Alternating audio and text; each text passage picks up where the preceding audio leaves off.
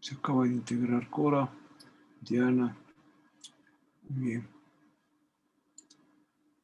Daniel Cervantes, muy bien. Enrique, Santiago, muy bien.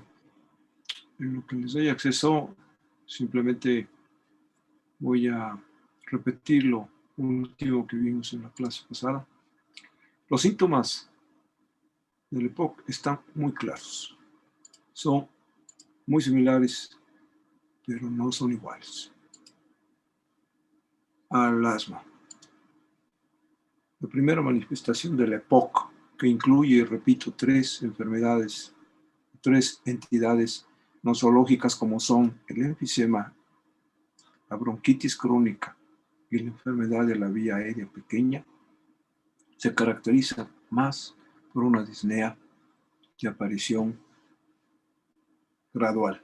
No es la disnea súbita del asmático. Es una de las características de la disnea del paciente con EPOC, que le da poca importancia.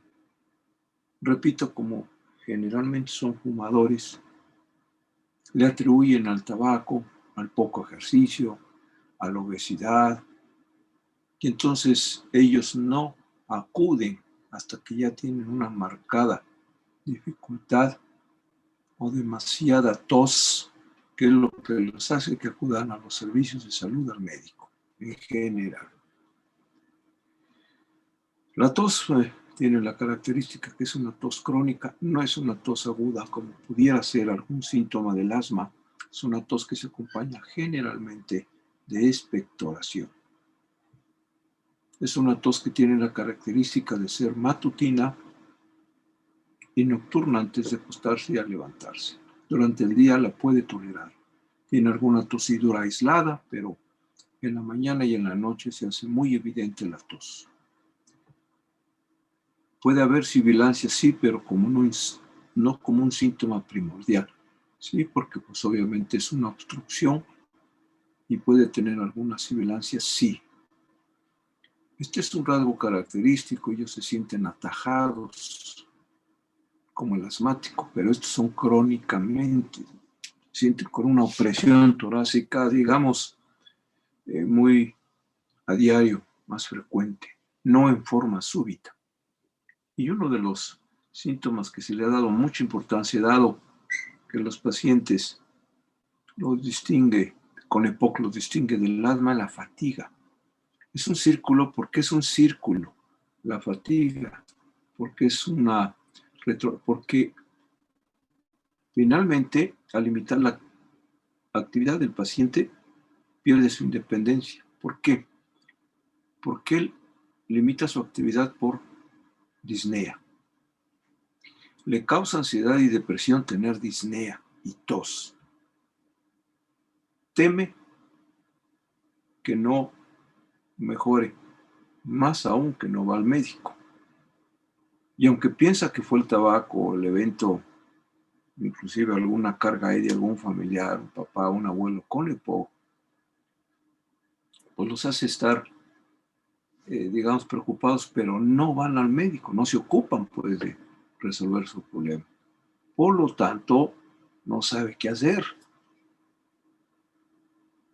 La conclusión es que no dice, no, por no, entre paréntesis, alarmar a la familia, y empieza a estar, digamos, escondiendo los síntomas, minimizándolos. Y entonces vuelvo a lo mismo, al estar con poca actividad, aumenta su fatiga porque empiezan algunos a ganar peso. En cuanto a la mortalidad, en otras patologías o enfermedades como la coronaria, como ven en la diapositiva, o cualquiera de la LBC, que hay programas ya bien establecidos, muy precisos, muy adecuados, pues tienden a disminuir, por ejemplo, los infartos, aunque siguen presentándose, pero no en la cantidad. Si no existieran los protocolos del paciente con síndrome coronario o el famoso stroke por el EBC, ¿no? Enfermedad vascular cerebral, que ya conocen algunas de las protocolos para atender desde que llega a urgencias. En 30 minutos debe de estar el diagnóstico y la tomografía, por decir, por poner un ejemplo del EBC. No es así con el EPOC. El EPOC tiende a incrementar, repito, porque lo minimizan, porque el paciente no quiere reconocer que tiene una disnea que no tenía o que se ha hecho más evidente. Bien, el fumar cigarrillos es el factor de riesgo más común por el desarrollo del EPOC. Sí. No quiere decir que todo el que fuma va a tener EPOC, pero el 85% de los que tienen EPOC tienen el antecedente de haber fumado, de fumar en la actualidad. 1.200 millones. Además de los que fuman, están expuestos, que son familiares, esposas, hijos, los que conviven con el paciente, que fuman en el interior de una casa. Afortunadamente, ya han tomado conciencia los fumadores y ya se salen o ya hay áreas especiales, digamos, al aire ambiente, pero de todas maneras esto impacta porque ese humo, miren, el humo del tabaco está compuesto por 3 partes. El primario, que es el que el paciente inhala directamente a sus vías aéreas, a sus pulmones.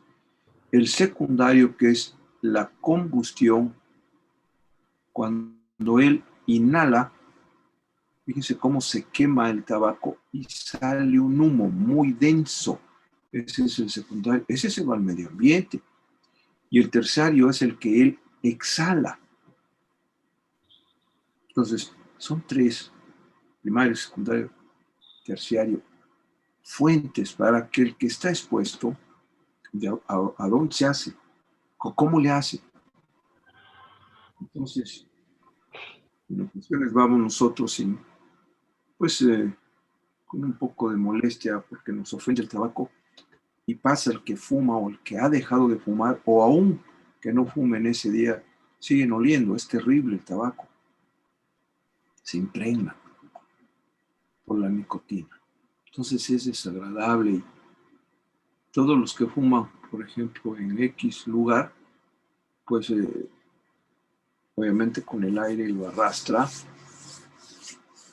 y tenemos que inhalarlo, ¿no? Y contamina. Ahora, en un cálculo así muy conservador, de los que fuman se calcula, es decir, que probablemente desarrollen hasta la mitad de los que fuman. Desde luego ustedes deben de conocer a familiares o a alguien conocido que no he fumado y no me da nada. Sí, efectivamente hay gente, pero eso no es sinónimo de que algún día pueda tener no solamente POC, sino un cáncer de pulmón, de estómago, de vejiga, relacionados directos. Y en las mujeres, de cervix, obviamente, de vejiga, de mama. Y los factores genéticos están en la actualidad estudiados, pero que pueden obviamente modificar, sí. Si no tienes antecedentes genéticos, bueno, es probable que tengas un factor menos. Pero vuelvo a repetir, el tabaco es el más importante, aunque no tengas factores genéticos. Y si le vas sumando, vivir en una ciudad muy contaminada, fumar, tener... Bien, finalmente a partir de los finales de 1990 y tantos, se pusieron a realizar las guías GOL, que quiere decir Iniciativa Global para el Estudio de la Enfermedad Obstructiva, específicamente el EPOC. Y a partir de 2011 se hizo una revisión que es la actual. Antes de 2010 fue un parteaguas. A partir del 2011 ya es otra el enfoque. Entonces esta diapositiva no es más que cómo se empezaron a reunir los institutos nacionales, porque era muy caro lo que estaban gastando. Por ejemplo, Inglaterra gastaba 1 millonada en vacunas. en broncodilatadores. Entonces dijeron, no, porque cada quien lo manejaba como le pareciera. Me refiero, el médico decía, no, para mí es bronquitis, no, para mí es enfisema, no, aunque usted no tenga tantos síntomas, pero su espirometría salió muy mal, este tratamiento. Y así no se ponía realmente de acuerdo y era un desastre. Entonces, mejorar el diagnóstico y la prevención fue el objetivo de estas guías, entre otras, ¿no? Estas, entonces, en el 2010 se veía, quiero resaltar en esta diapositiva, antes de 2010, perdón, que el BEF1 era el que me determinaba la espirometría en general. ¿Qué tenía yo que hacer o qué le iba a ofrecer al paciente? Eso ya se acabó. ¿Por qué? Fíjense bien, la definición del EPOC, vuelvo a repetir que es como el asma muy extensa, sobresalgo o subrayo de la siguiente diapositiva antes del 2011, que era prevenible y tratable. También se comentó, era correcto, ¿no? Con efectos extrapulmonares, la fatiga, por ejemplo. Otro común denominador de todos era limitación al flujo, obstrucción, pero a diferencia del asma, no es reversible. No es totalmente, o sea, no va a cero como el asmático que tiene una crisis, va a cero, mejora y alguna vez vuelve. Aquí no, esto se va acumulando. El problema, la desgracia del paciente con EPOC es que no es reversible y progresiva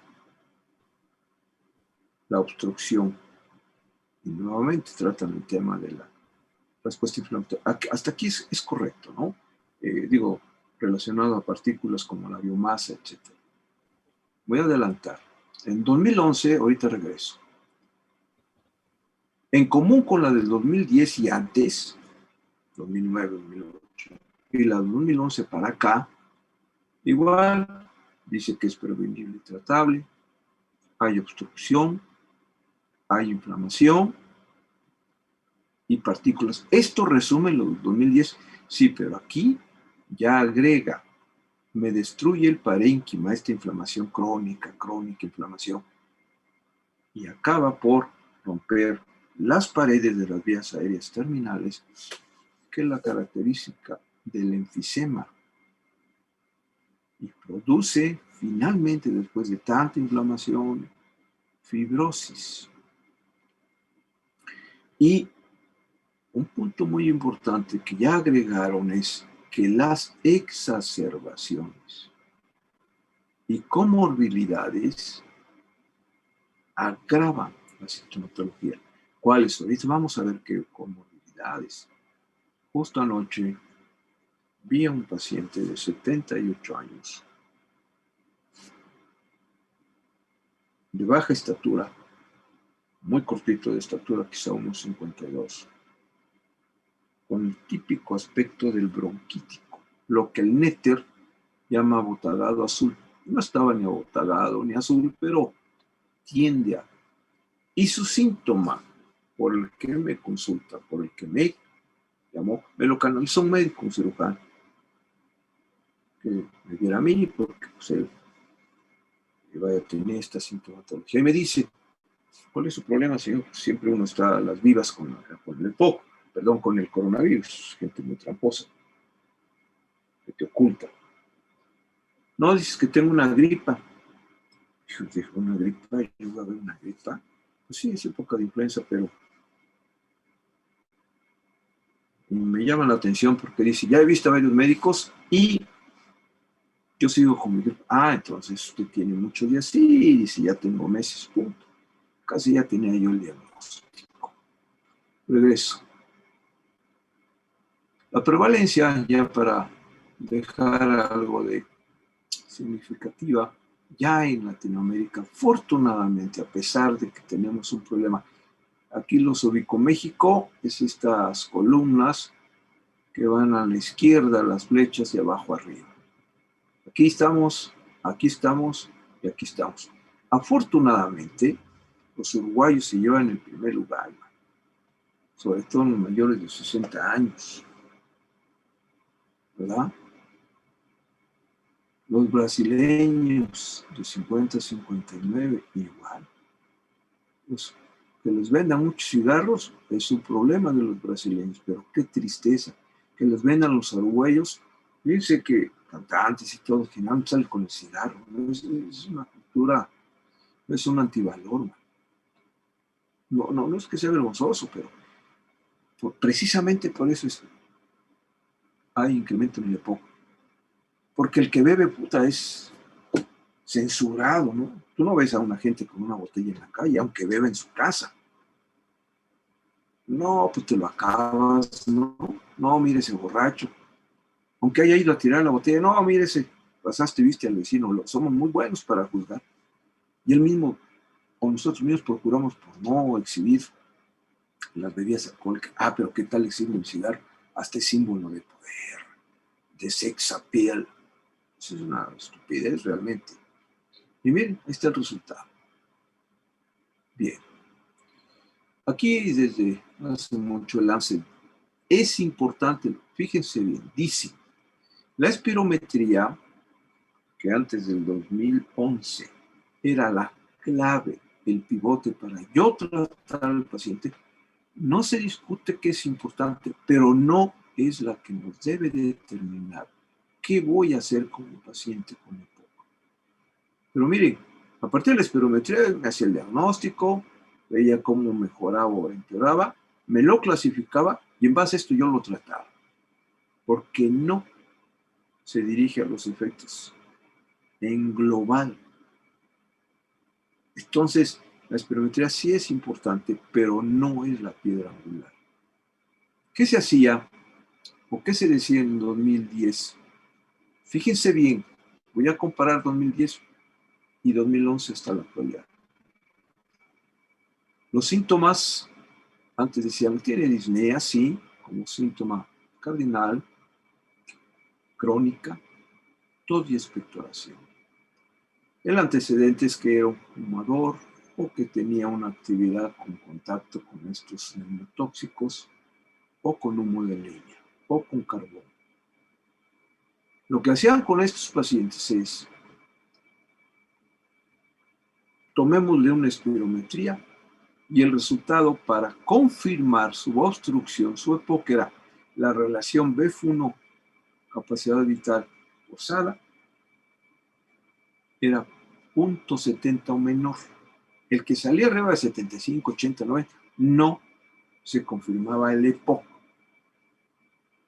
Pero, con sorpresa, ni uno es, vamos, el que tiene arriba de 80, no puede descartar que tenga EPOC. Y obviamente el que tiene menos de 70, pues es un dato muy que apoya el diagnóstico. Pero el que tiene un poquito más hay que esperar porque es un paciente que se supone que fuma. Y hay que estarlo vigilando, monitoreándolo pues cada X meses o cada año. Bien, ¿esto qué hacía? Bueno, usted tiene una relación BF1-CBF menos 70, ese pocos. Y entonces me iba a otro dato que es el BF1, para ver qué le voy a dar. Y los clasificaban por el BF1 en, voy a adelantar, 4 categorías. Gold 1 romano, 2 romanos, 3 romanos y 4 romanos. Esto ya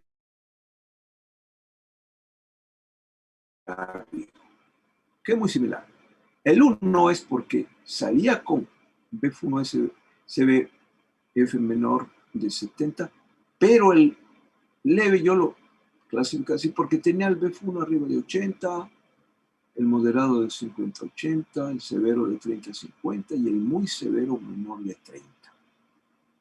Y ya en base a esto, fíjense, ahorita me regreso. Este orden no me gusta, pero bueno, a ustedes sí se la estoy presentando. ¿Qué hacía yo con el leve?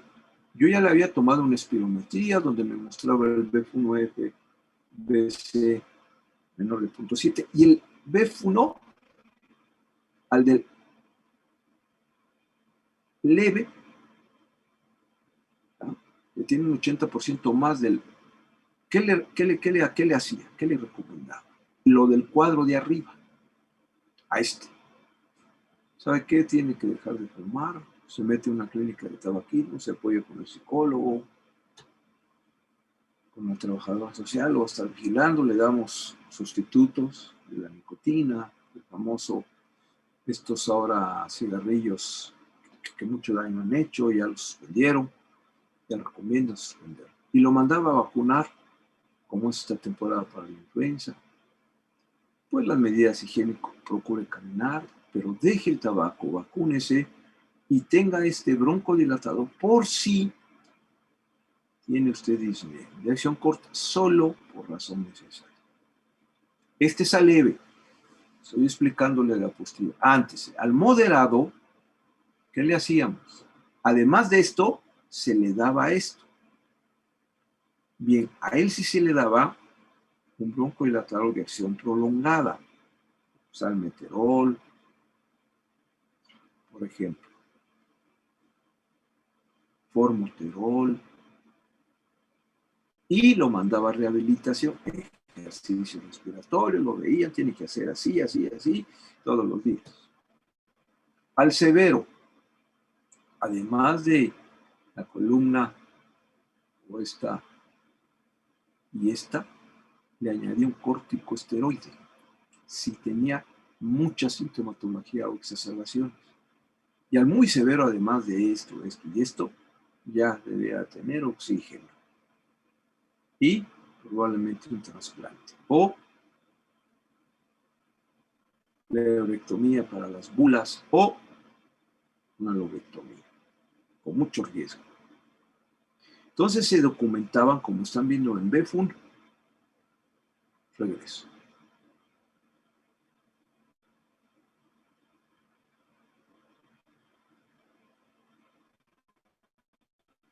Bien. A partir del 2011, sí toma en cuenta los síntomas, los mismos que tomaba en cuenta antes del 2010, la definición y para hacer el diagnóstico de disnea, tos.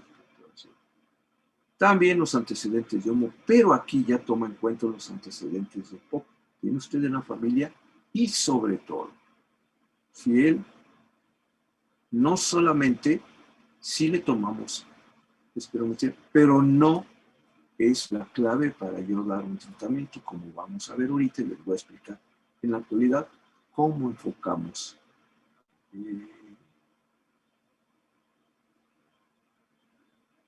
al paciente el manejo de este paciente. 30 segundos, tómense un respiro, por favor, 30 segundos.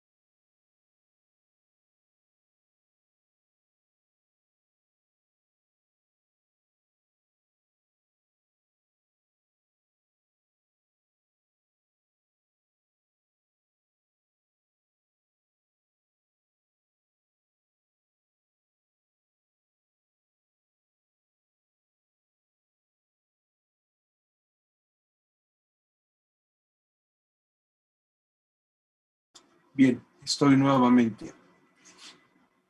A partir del 2011, lo mismo, pero fíjense bien cómo ya aterriza y se documenta que los síntomas como es la disnea como un síntoma cardenal, lo tengo que evaluar con un parámetro que es el CAT y el MRC. Ya habíamos hablado de las escalas para decir qué tanta disnea tiene el paciente. No es ojo de buen cubero o lo que diga el paciente, tengo poca o mucha o medianita, no, eso se acabó. Hay evaluaciones, repito, escalas, que son dos, el CAT y la MRC, M de modificado, M de Medical Research Council. Eso quiere decir, este es el más práctico como vamos a ver. En este recuadro dice también lo que no tomaba en cuenta anteriormente, las exacerbaciones. Si el paciente tiene en un año más de 2 exacerbaciones, el pronóstico se hace mal. Se hace todavía más peor. Y la espirometría que se sigue haciendo ya no se llama 1, 2, 3, 4 romanos, sino arábigo. Es lo mismo, ¿eh? El BF80, el 1, el 2, 50-80, el 3 entre 30 y 50 del FB1. Y aquí evalúa comorbilidades. Entonces, como es enfermedad, depresión, osteoporosis, este es más completo esto que el 2010. Esto ya lo vimos. Y esto es en lo que quiero yo que pongan atención. Y así lo llevo. No les presento inmediatamente todo ya digerido, porque quiero que pongan atención en lo siguiente. En la actualidad, entonces, un paciente que yo pienso que tiene EPOC, debo categorizar. Son categorías. No en forma arbitraria decir está medio bien o grave. No, son categorías. ¿Cómo voy a encajarlo al paciente en alguno de estos 4 recuadros? En base a sus síntomas, las exacerbaciones y el GOLP, o sea, la espirometría. Aquí está. Nos pongan atención. Hay que ubicarlo en estas 4 categorías. No decir, pues usted tiene enfisema, yo le doy esto, este broncohilatador, yo soy muy chipocudo. No. Fíjense bien, este recuadro, pongan atención en esta línea vertical del lado izquierdo y esta línea vertical del lado derecho. Y por último, la horizontal abajo. Vamos a trabajar en 3 líneas, 1, 2 y 3. La de la izquierda vertical es la espirometría. De su resultado, de su espirometría, específicamente el BF1, recuerden que lo clasificamos en GOLD 1, 2, 3 y 4 arábigo. A su vez, este recuadro lo dividimos con una línea horizontal y una vertical por mitad. Bien. De tal manera que este paciente está aquí. A es un paciente, también el B, que tiene una espirometría. ¿Cómo? ¿Qué BF1 tiene?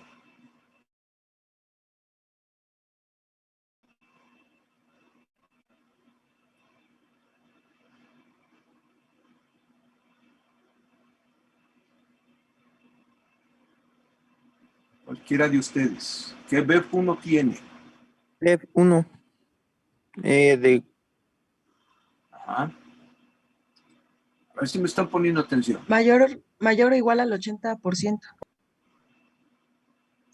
¿Y qué más? Sí, de acuerdo. Sería Es el 1. ¿Y el 2?